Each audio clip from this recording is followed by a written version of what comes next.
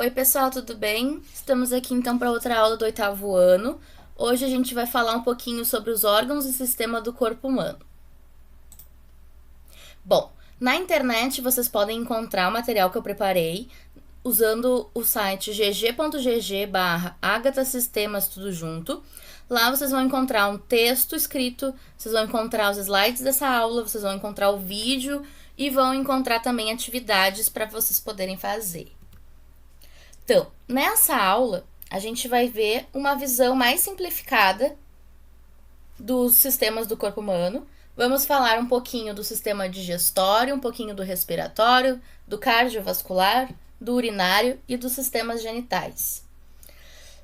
Esse sistema digestório que a gente vai começar a falar agora, ele vai ter uma aula depois só para ele. Então, hoje a gente vai ver um pouquinho um apanhado mais geral e depois a gente vê mais especificamente, tá? Então, um sistema digestório, a principal função é digerir os alimentos e fazer a absorção dos nutrientes que vêm desses alimentos. Para isso, a gente vai ter órgãos que vão formar o tubo digestório e as glândulas anexas. O tubo digestório são todos os órgãos pelo qual o alimento passa dentro do corpo. E essas glândulas anexas, elas vão nos ajudar produzindo uma outra substância para ajudar na digestão. Então, aqui a gente consegue ver direitinho todos os órgãos com seus nomes. O que está em preto são os órgãos do tubo digestório e o que está em vermelho aqui são as glândulas anexas. Então, o alimento entra aqui pela boca, ele vai receber a saliva que vai vir aqui das glândulas salivares, glândulas anexas, que junto com os dentes e a língua vão ajudar a começar a digestão. Vai passar pela faringe, vai passar aqui pelo esôfago, que é um tubo que leva aqui até o estômago. Depois ele vai passar pelo intestino delgado, intestino grosso, até sair aqui pelo reto e pelo ânus. Vai receber aqui, tem o fígado e a vesícula biliar, que estão associados com a bile, que é um ácido que vai ajudar na digestão, assim como o suco gástrico, que o próprio estômago também aqui produz. E o pâncreas também vai ajudar aqui na produção, principalmente de insulina, de outros elementos. O sistema respiratório, vocês vão ver que ele trabalha junto com outro sistema. Qual a função do sistema respiratório? É levar oxigênio até as células e retirar o gás carbônico delas. Bom, o oxigênio a gente retira da atmosfera quando a gente respira, e o sistema respiratório leva esse oxigênio até o pulmão, até o sangue, para depois ele ser compartilhado para todo o corpo. E o gás carbônico, ele é um gás tóxico, que ele é produzido pelas nossas células quando elas estão fazendo seu metabolismo, e ele precisa ser eliminado do corpo. Então, todas as células retiram esse gás carbônico, jogam ele para o sangue, e o sangue do corpo todo vai também até o pulmão. Lá no pulmão, o gás carbônico sai do sangue, vai para dentro do pulmão e também sai do nosso corpo pelo sistema respiratório. Então, o sistema respiratório também é formado por duas partes. A primeira parte são as vias aéreas, por onde entra o ar até chegar no pulmão, e os pulmões, que a gente considera como um órgão só, né? Mas eles são formados por milhares de alvéolos, que são mini órgãos. Dentro de cada pulmão tem vários alvéolos. Aqui a gente tem um outro esquema mostrando todas essas partes. Então, o ar entra principalmente aqui pelo nariz, pela cavidade nasal, né? A gente pode respirar pela boca, mas nós temos estruturas para fazer essa respiração ocorrer melhor pelo nariz. Principalmente os pelos do nosso nariz, que são cílios, e o nosso muco, que eles vão ajudar tanto a filtrar o ar quanto a aquecer para o ar entrar exatamente como o nosso corpo gosta. Esse ar vai passar aqui pela faringe, que também estava presente no sistema digestório, mas ela participa também da respiração. A laringe, onde ficam as pregas vocais, né? Que fazem a nossa voz ficar tão diferente da dos outros. Vai entrar aqui na traqueia, que é onde começa a dividir para os dois pulmões. E aí sim, vai ter o pulmão. Cada pulmão é formado por um brônquio, vários bronquíolos, que são os raminhos aqui, como se fosse a árvore, né? E na ponta de cada raminho, de cada bronquíolo, nós vamos ter milhares de alvéolos, que são as estruturas que vão fazer esse caminho entre o pulmão e o sangue. Também aqui, ó, embaixo do pulmão, está mostrando o diafragma. O diafragma, ele é um músculo. E esse músculo ele vai estar bem presente, muito importante no nosso processo de respiração. Então, como que funciona esse nosso processo de respiração? A gente tem a respiração em duas etapas. Tem o processo de inspiração, por onde entra o oxigênio, e tem o processo de expiração, por onde sai o gás carbônico. Então, no processo de inspiração, para o nosso ar entrar para dentro do pulmão, a gente precisa abrir espaço nesse pulmão. Então, como o nosso corpo se adapta para isso? O músculo diafragma que fica aqui embaixo do pulmão, ele dá uma baixada para aumentar o espaço disponível no pulmão para ele poder se encher de ar. E esses músculos que ficam aqui na frente, perto das costelas, que são os chamados músculos intercostais, eles também vão um pouco mais para frente para abrir espaço para o pulmão. Por isso que a gente se sente maior o tamanho quando a gente faz uma inspiração forte, tá? Então, o que vai acontecer? O ar que está aqui na atmosfera, tudo que está no ar, né, poluição, oxigênio, nitrogênio, gás carbônico, tudo que está presente no ar, quando a gente inspira, entra pelo nosso nariz, chega até o pulmão. Chegou lá no pulmão, tudo que está ali vai entrar no nosso sangue, para depois ser levado para as células, como eu já disse antes. Depois disso, o nosso corpo quer expulsar o que veio do sangue, que é o gás carbônico e outras partículas. Para isso, o diafragma ele vai para cima, empurrando o pulmão para cima, e os músculos intercostais vão também voltando para trás, empurrando todo esse ar que está aqui dentro para fora. Isso, no nosso dia, acontece milhares de vezes, o ar entrando e saindo, entrando e saindo. Isso é um movimento involuntário. A gente não precisa forçar o ar para ele entrar ou sair. O nosso cérebro comanda isso por nós. A gente só pensa sobre respiração no momento em que tu para prestar atenção na tua respiração. Durante o resto do dia, tu vai respirando sozinho, né? Teu corpo é um movimento bem automático. Depois disso, nós vamos então para o sistema cardiovascular. O sistema cardiovascular, e que em alguns livros eles chamam de circulatório, ele é um complemento para o sistema respiratório. Por quê? Porque ele pega esse oxigênio que a gente respirou e que chegou lá no alvéolo, que entrou no sangue, e pelo sangue ele leva para todas as células, para todos os órgãos do corpo inteiro. Então, eles são os dois sistemas muito interligados. Os dois têm a mesma função, é pegar o oxigênio do ar e levar para as células, pegar o gás carbônico que as células produziram de tóxico e mandar para fora do corpo. Então, esses dois sistemas, eles andam toda hora juntinhos. Então, o sistema cardiovascular, ele leva o sangue para várias partes do corpo, ele leva várias substâncias que são importantíssimas para o metabolismo, não só o oxigênio, ele leva os nutrientes também dos alimentos que a gente come, ele leva várias outras coisas, alguns hormônios, ele leva muitas coisas. E ele retira as substâncias tóxicas que cada célula produziu no seu metabolismo. O sistema cardiovascular, então, ele vai ser composto pelo coração, que vai ser o órgão que vai bombear esse sangue, para esse sangue andar com uma velocidade constante dentro do nosso corpo, uma pressão, o próprio sangue e os vasos sanguíneos, que são os caminhos, né, por onde o sangue anda. Temos as artérias, as veias e os capilares sanguíneos, que são os vasinhos mais finos que a gente tem no corpo, que levam também o sangue. Então, aqui eu tenho um esquema do corpo todo mostrando, né, como que essa circulação ocorre. Dá pra ver que grande parte do nosso corpo está irrigada por esse sangue. E aqui do lado tem um esqueminha mostrando como que acontece então essa troca. Aqui no meio está o coração, tá? Dividido aqui no meio. E aqui está o pulmão, e essa parte aqui de baixo representa todos os outros órgãos do corpo. Quando tem o sangue que já está cheio de gás carbônico, que já recolheu todas as coisas que as células mandaram para ele, o coração bombeia esse sangue lá para o pulmão, e quando ele chega lá no pulmão, ele vai receber o oxigênio que a pessoa respirou. Então, vai acontecer essa troca. Vai entrar o oxigênio que a pessoa respirou no sangue e vai sair o gás carbônico que estava no sangue, que foi produzido pelo metabolismo das células, para a pessoa expirar e botar para fora.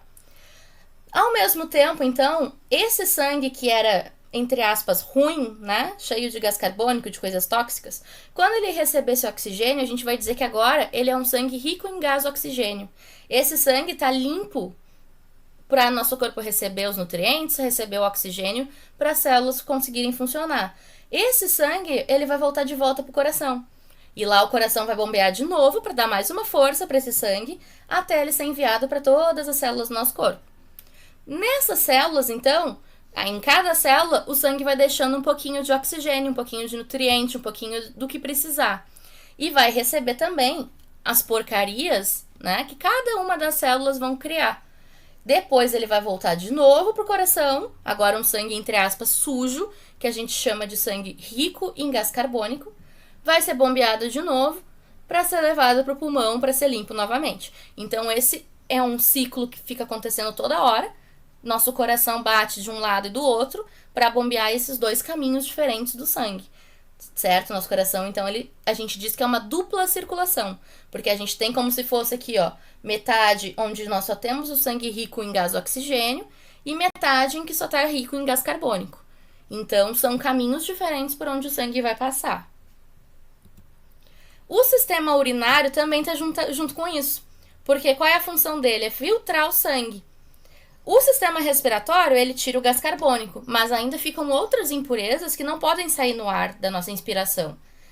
Então, nós precisamos ter um sistema só para fazer essa filtragem. Vai retirar desse sangue as substâncias que são tóxicas, como, por exemplo, a ureia e várias outras substâncias, ou as substâncias que estão em excesso. Então, por exemplo, eu tô me sentindo desidratada, tomei lá 5 litros de água de uma vez. Isso é um excesso para o meu corpo. O corpo, ele precisa sempre se manter em equilíbrio, que tem até um nome para isso, é homeostase, manter o corpo em equilíbrio. Então, se o corpo precisa de 200 ml de água a cada meia hora, não adianta eu chegar no final do dia, não ter tomado nada de água e chegar lá e tomar 5 litros, porque o meu corpo, neste momento, precisa de 200 ml. O que vai fazer? Ele vai guardar esses 200 ml e o resto ele vai mandar tudo lá pro sistema urinário para filtrar e mandar embora, porque tá demais. Mesma coisa com vitamina, não adianta eu pegar uma caixa de suplemento de vitamina, tomar tudo de uma vez e dizer, pronto, agora esse mês eu tô bem. Não, meu corpo vai pegar o que eu preciso para hoje e vai botar o resto tudo fora. Então, a gente precisa manter o nosso corpo em equilíbrio. Quem é que faz parte, então, desse sistema urinário? São os rins, os ureteres, a bexiga urinária e a uretra. Aqui, então, só botei um desenho pra gente conseguir localizar em que parte do corpo que eles estão localizados, né? Mas eu fiz um zoom aqui pra gente conseguir enxergar melhor.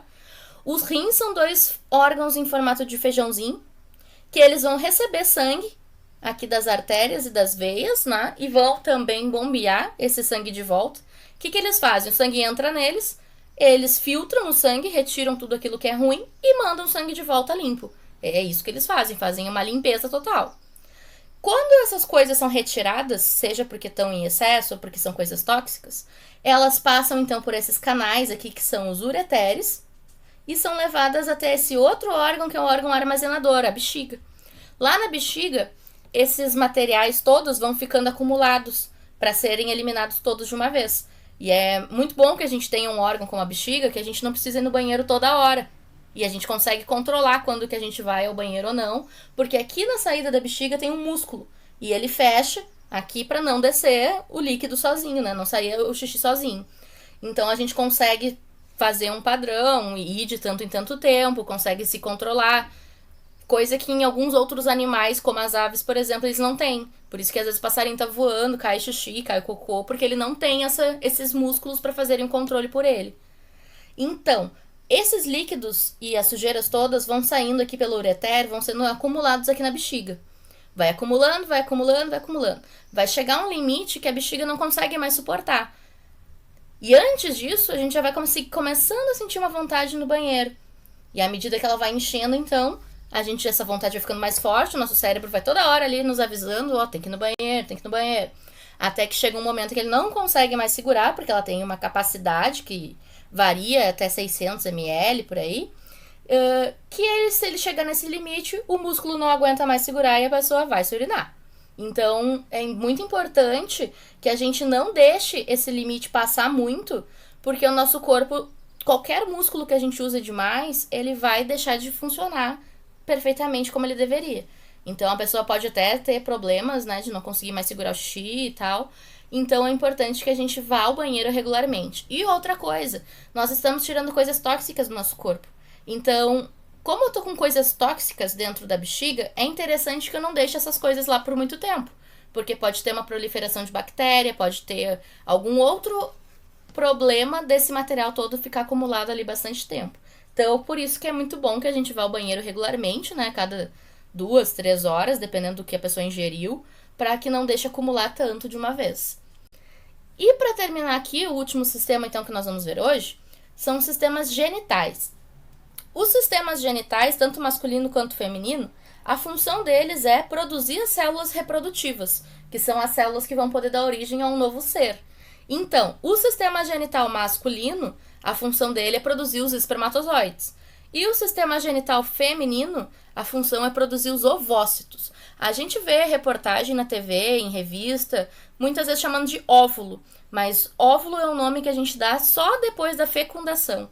Então, até ser fecundado, até a pessoa, né, gerar um embrião, até lá se chama de ovócito. Só depois que ele vira um óvulo. Além disso, então, esses sistemas genitais eles vão produzir hormônios, que eles vão ajudar a regular um pouco o corpo, né, da pessoa. Então, o sistema genital masculino vai gerar o hormônio testosterona, enquanto que o sistema genital feminino ele gera 2 hormônios, a progesterona e o estrógeno. A gente também vai ver isso em outra aula, o que cada um desses hormônios faz, porque eles vão dar também as nossas características sexuais. Então, por exemplo, na mulher, ele vai ajudar a crescer o seio, ele vai regular a questão da menstruação, vão ter outras coisas também que esses hormônios vão estar envolvidos, mas a gente vai ver depois em outra aula. Então, aqui nós temos 2 esquemas, aqui tem o sistema genital feminino, aqui está o sistema masculino, e os 2 principais órgãos que vão produzir essas células reprodutivas são os ovários, que são esses 2 órgãos aqui na mulher, e os testículos, que são esses órgãos aqui nos homens. Então, esses 2 órgãos, os ovários e os testículos, eles vão produzir as células reprodutoras. No caso da mulher, quando a mulher nasce, ela já tem todos os ovócitos que ela vai ter durante toda a vida. Já nasce com eles, todos eles prontinhos. O que vai acontecer? Uma vez por mês, ela vai liberar um desses óvulos ou ovócitos para poder ser fecundado. Então, uma vez por mês, ó, todos os ovócitos que a gente tem tá aqui dentro. Tudo guardadinho, bem bonitinho. Uma vez por mês, esse ovócito vai sair, vai vir aqui parar na tuba uterina, que é esses canaizinhos aqui. Eles fazem, tipo, como se fosse um sorteio entre esses 2 ovários. Um deles vai produzir vai liberar um ovócito e esse ovócito vai ficar aqui esperando. Se acontecer dele ter contato com algum espermatozoide que veio por alguma ou relação sexual ou por uma fecundação in vitro, por exemplo, ele vai gerar um embrião. Se não, depois ele vai ser eliminado, até junto com a menstruação e tal.